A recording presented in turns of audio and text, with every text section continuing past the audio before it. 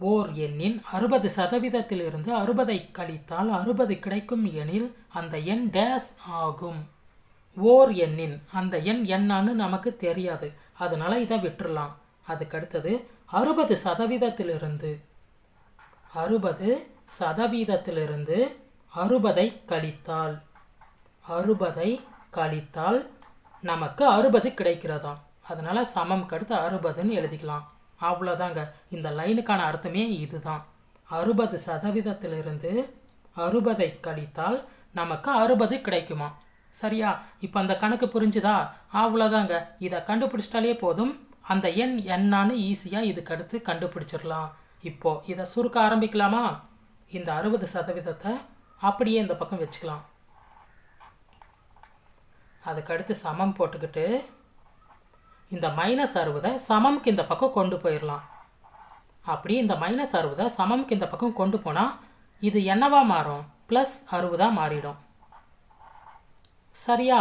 இப்போ அந்த 60% 60/100ன்னு எழுதிக்கலாமா? அதாவது ஒரு நம்பருக்கு சதவீதம் இருந்துச்சுன்னா அந்த நம்பருக்கு கீழே வகுத்தல் 100ன்னு எழுதிக்கோங்க. ஒரு நம்பர் சதவீதமில் வந்துச்சுன்னா அந்த நம்பரை ஃபஸ்ட்டு எழுதிக்கோங்க. அதுக்கடுத்து வகுத்தல் போட்டுக்கிட்டு அதுக்கு கீழே 100ன்னு எழுதிக்கோங்க. சரியா? இப்போ அது ரெண்டுத்தையும் கூட்டிக்கலாமா? கூட்டினா என்ன வருது? 120. இதுக்கு அடுத்தது 120.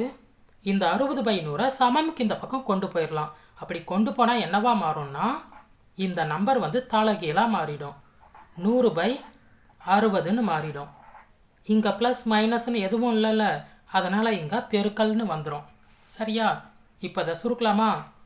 ஒரு சைபருக்கு ஒரு சைபர் அடிபட்டுரும். 1 6 6 2 6 12. அப்போ மிச்சம் என்ன இருக்குது? 2 இருக்குது, 100 இருக்குது. ரெண்டுத்தையும் பேருக்கு என்ன வருது? 200. அவ்வளோதான் ஆன்சர். அந்த எண் 200. இந்த மாதிரி நிறைய கணக்கு நம்ம கவர்மெண்ட் ஸ்கூல் புக்கில் இருக்குது.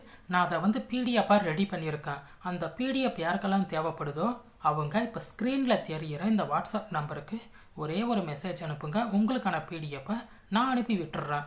இந்த சதவீதம் தலைப்பில் மொத்தமாக 150க்கும் மேற்பட்ட கணக்குகள் வரும் நம்ம கவர்மெண்ட் ஸ்கூல் புக்கில்.